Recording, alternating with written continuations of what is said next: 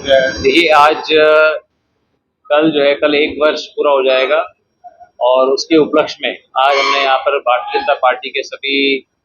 कार्यकर्ताओं के साथ एक हमने आज यहाँ पे एक बैठक ली, जिसके अंदर हमारे संसदीय क्षेत्र के कुरुक्षेत्र संसदीय क्षेत्र के जिसके अंदर पूरी कुरुक्षेत्र डिस्ट्रिक्ट, कैथल डिस्ट्रिक्ट और यमुनानगर का एक हल्का रादौर,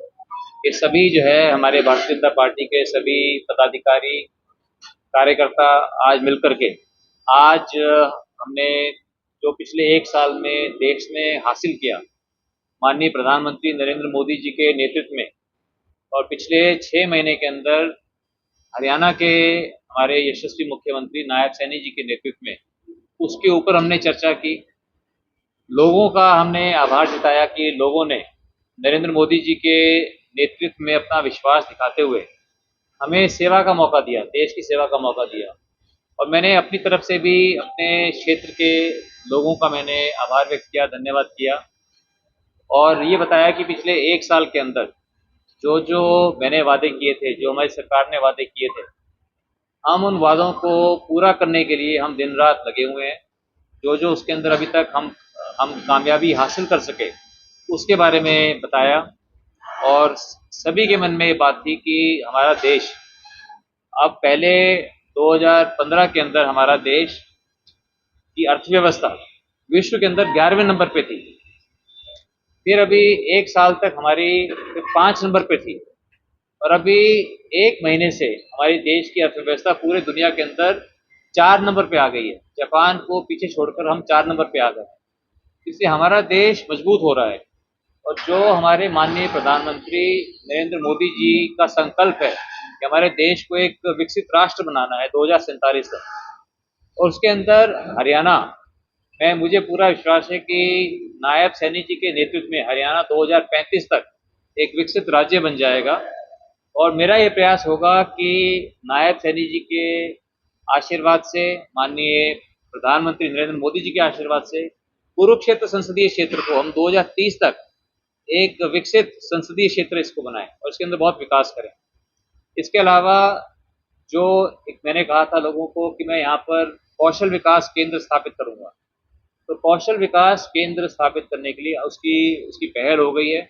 उसके लिए काम चल रहा है। अगले 3 महीने में आप देखेंगे कि अगस्त से ये चालू हो जाएंगे जिंदल सिटी के अंदर। जिंदल सिटी के अंदर एक छोटे रूप के अंदर काउंसलिंग सेंटर्स और आज 18 पार्टनर्स के साथ, उसकी आपको अलग से हम डिटेल देंगे, 18 पार्टनर्स के साथ अलग अलग चीज़ों के अंदर जो मॉडर्न स्किल्स हैं, जिसके अंदर आर्टिफिशियल इंटेलिजेंस है,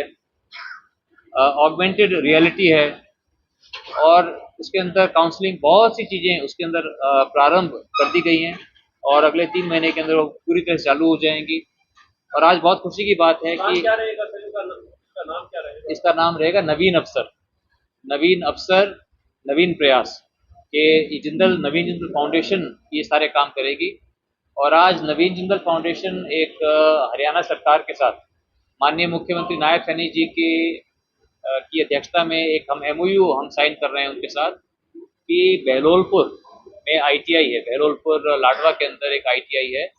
महात्मा ज्योतिबा फूले आईटीआई, उसके साथ हम मिलकर के वहाँ पर उसको हम अपग्रेड करेंगे, उसको हम अत्याधुनिक उसको बनाएंगे। और ये एक प्रयास होगा कि पब्लिक प्राइवेट पार्टनरशिप का वो कामयाब होगा तो बाकी भी जितने भी आईटीआईज हैं, जितने आईटीआईज हैं, वोकेशनल ट्रेनिंग इंस्टीट्यूट्स हैं, उनको हम कोशिश करेंगे कि उनको अपग्रेड किया जाए। माननीय प्रधानमंत्री जी का भी यही मकसद है कि जितने भी हमारे नौजवान हैं उनको स्किलिंग किया जाए। अगर हमारे नौजवानों के पास कोई हुनर होगा, अगर वो हुनरमंद होंगे, उनके हाथों में कौशल होगा, तो फिर उनको भटकने की ज़रूरत नहीं है, उनको अच्छी नौकरियां मिलेंगी, वो अपने पैरों पे खड़े हो सकते हैं। अगर कोई विदेश जाना चाहेगा तो वो बाई इज्जत वीज़ा लेकर और अच्छी नौकरियां उनको विदेशों में भी मिलेगी। तो ये हमारा प्रयास है और इसके अंदर काफ़ी कामयाबी भी मिली है, जिसके मैं बहुत आभारी हूँ। हमारे भारतीय जनता पार्टी के जितने भी वरिष्ठ नेतागण हैं, पदाधिकारी हैं, जितने भी हमारे जिला के अध्यक्ष हैं, सभी का मुझे बहुत आशीर्वाद, मार्गदर्शन समय समय पर मिलता रहता है और हम सब मिलजुल कर हम अपने सपनों का कुरुक्षेत्र, सपनों को हरियाणा बनाने की राह पर चल रहे हैं। फाउंडेशन और क्या क्या आपको सेहत के लिए क्या क्या काम कर रहा है? देखिए, हेल्थ के लिए आप जानते हैं कि कैथल के अंदर 1000 करोड़ की लागत से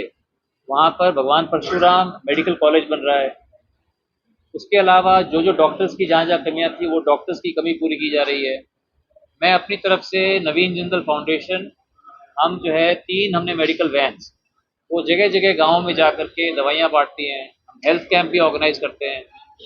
कहीं हम आँखों के कैंप ऑर्गेनाइज कर रहे हैं। तो जितना कुछ हो सकता है हम इम्प्रूवमेंट करने की कोशिश कर रहे हैं, उसके अंदर हमें बहुत कामयाबी भी मिल रही है। जमीन की तेल की तरफ भी आपकी काफी रुचि इसके लिए हमने जगह जगह जहाँ जहाँ गाँव के अंदर जहाँ पर जिम बनाने की जगह है तो वहाँ पर हम जिम का सामान दे रहे हैं। करीब 30-40 जगह जा चुका है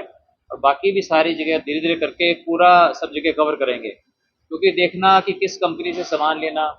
क्या उसका एक्सपीरियंस रहा, कैसी उसकी क्वालिटी रही।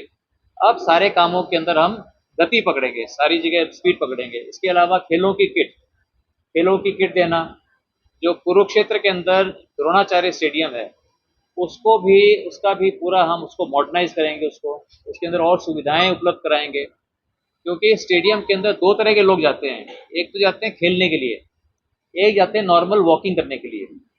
कई बार वॉकिंग करने के लिए जो जाते हैं और जो खेलने के उसके अंदर भी थोड़ा कॉन्फ्लिक्ट रहता है, वो ना रहे इसके लिए जो वॉकिंग के लिए आते हैं उनके लिए एक अलग हम पूरा एक ट्रैक बना देंगे, एक अलग रबर का ट्रैक बना देंगे, ताकि वो आपस में उनको कोई भी कॉन्फ्लिक्ट नहीं होगा और दोनों आराम से वॉकिंग भी कर सकते हैं और खेलने वाले एथलीट्स जो हैं वो अपना काम कर सकते हैं। तो द्रोणाचार्य स्टेडियम भी, और इसी तरह जितने भी स्टेडियम पूरे संसदीय क्षेत्र के अंदर जितने भी स्टेडियम है, लेकिन स्टेडियम के अंदर एक्टिविटी जिस हिसाब से होनी चाहिए वो नहीं है, जिस हिसाब से स्टेडियम्स का रख रखाव होना चाहिए वो नहीं है। अब उसके ऊपर ध्यान ध्यान देंगे कि उन स्टेडियम्स को, जो गाँवों के अंदर स्टेडियम्स हैं, उनको पूरी तरह से उनको एक्टिवेट किया जाए, उनको पूरी तरह से सुचारू ढंग से उनको चलाया जाए और उसके अंदर सारी सेवाएं उपलब्ध हों और कोचेज उपलब्ध हों, खेलने का सामान उपलब्ध हो। हम स्टेडियम बनाते हैं लेकिन अंदर अगर खिलाड़ी नहीं, अगर कोचेज नहीं हो, खेलने का सामान नहीं हो, तो फिर स्टेडियम काम में नहीं आता। तो इसलिए इन सब चीज़ों को हम पूरा करेंगे। ये कई नई गाड़ियाँ चलाई गई और जो कई नई गाड़ियाँ जो यहाँ रुकती नहीं थी उन गाड़ियों को रोका गया। और इसके अलावा जो यहाँ एलिवेटेड ट्रैक थाने कुरुक्षेत्र के अंदर सुभाष सोदा जी ने बहुत प्रयास करके यहाँ पर एलिवेटेड ट्रैक 400 करोड़ रुपए की लागत से एलिवेटेड ट्रैक लगभग बनकर तैयार हो गया है। उसका स्टेशन बनना बाकी है, स्टेशन के बनने में विलम्ब है, तो वो अगले 5 महीने के अंदर अक्टूबर तक जो है वो चालू हो जाएगा। हम आशा करते हैं कि दिवाली तक ये पूरा एलिवेटेड ट्रैक बनकर चालू हो जाएगा, जिससे थानेसर शहर को, कुरुक्षेत्र शहर को 4 चांद लग जाएंगे। मैं सभी ऑफिसर से मैंने सबसे खुद बात करी और उसमें ये है कि जब साथ में, क्योंकि प्लेटफॉर्म लंबा होता है, उसकी जब कंस्ट्रक्शन होगी और साथ साथ में जब रेलगाड़ियाँ चलती रहेगी तो उससे सेफ्टी के इश्यूज हैं, उससे जो वहाँ कर्मचारी जो काम करेंगे, जो मजदूर काम करेंगे, उनकी सेफ्टी के अंदर का डर है। तो इसलिए जब हमने इतना सब्र किया है तो एक बार उसको पूरा करवा लें। तो अगले 5 महीने की बात है, उसको तैयार कर लें और फिर ताकि इसको पूरा चालू कर दें। आपकी बात ठीक है और उसको भी जो है हम उसको जल्दी उसको दोबारा से चालू करवाएंगे। जो जो उसके अंदर कुछ मेंटेनेंस के काम थे, कई बार ये होता है हमारे यहाँ, हमारे देश में, कि हम जो है एक डेट दे देते हैं कि भाई प्रधानमंत्री जी को ये चीज़ चालू कर दी, अब वो आएंगे, उनको उद्घाटन करना है, लोकार्पण करना है, तो सब लोग उस एक्साइटमेंट में उसको हम जल्दीबाजी करके उसको चालू कर देते हैं, लेकिन कुछ ना कुछ उसमें कमी रह जाती है। अब जो है उस चीज़ों को, लेकिन आपका बिल्कुल पॉइंट ठीक है, उसको हम जल्दी जल्दी उसमें हम लगे हुए हैं, तो जल्दी बन करके मुझे लगता है कि अगले 2 महीने के अंदर बनकर बढ़िया से पूरी जनता के चालू हो जाएगा। आज जैसे मैंने कहा कि आज माननीय मुख्यमंत्री जी के सामने हम एमओयू साइन करेंगे, जिसके अंदर जो लाडवा में आईटीआई है, महात्मा ज्योतिबा फुले आईटीआई, उसका उसको अपग्रेड करने के लिए, उसको बढ़िया बनाने के लिए हम नवीन जिंदल फाउंडेशन के साथ उसके साथ एमओयू करेंगे, ताकि उसको लेकर उसको आगे काम को बढ़ा सकें।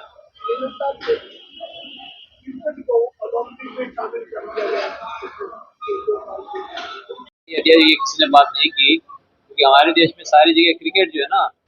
हर गली के अंदर, हर गली में, हर पार्क के अंदर क्रिकेट खेला जाता है। तो इसलिए क्रिकेट की जगह हम जो ओलंपिक स्पोर्ट है, जो ओलंपिक्स में खेले, उनको हम ज़्यादा बढ़ावा देने की कोशिश करें, क्योंकि क्रिकेट में तो पहले ही बहुत बढ़ावा दिया जाता है, बहुत क्रिकेट के अंदर बहुत पैसा है, पूरी मीडिया भी क्रिकेट की तरफ ध्यान देती है। जो आज पहले से ओलंपिक खेल हैं,